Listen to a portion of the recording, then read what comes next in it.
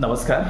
सर्वांना वाटते की मला हे चांगलं फळ मिळावं, मला हे यश मिळावं किंवा जो काही पैसा, अडका संपत्ती किंवा जे सुखी किंवा समाधानी जे आयुष्य आहे ते मलाही लाभावं असं प्रत्येकालाच वाटतंय.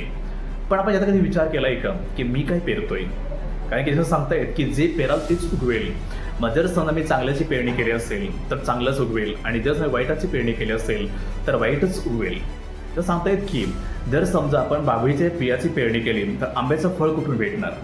तर नक्की जे आपलं जीवन आहे ते एखाद्या शेताप्रमाणे आहे की जर सपोज आपण एखाद्या शेतामध्ये बाभळीच्या बियाची पेरणी केली तर नक्की त्याला काटेच भेटतील.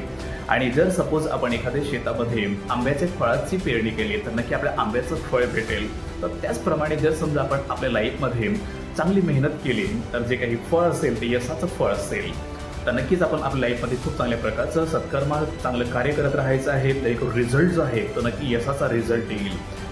जसं सांगायला गेलं तर समजा एखादा विद्यार्थी आहे तो पूर्ण वर्षभर फक्त मोबाईल बघतोय आणि त्याची अपेक्षा 90% आहे.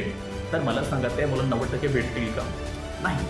कारण की त्या मुलाने जे काही अभ्यासाची पेरणी करायला पाहिजे होती त्या मुलाने वर्षभर अभ्यासाची पेरणी केलेली नाहीये, त्याला 90% मिळणार नाहीये.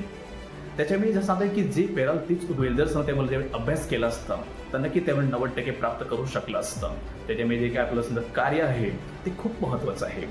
सो सगळ्यांनी खूप चांगल्या प्रकारची मेहनत करायचं आहे, चांगलं सत्कार्य करायचं आहे, जेणेकरून जे आपलं फळ आहे ते नक्की यश हे तुमचं फळ बनेल. तर नक्की जर हा व्हिडिओ आवडला असेल तर लाईक, शेअर आणि चॅनलला सबस्क्राईब करा. थँक्यू.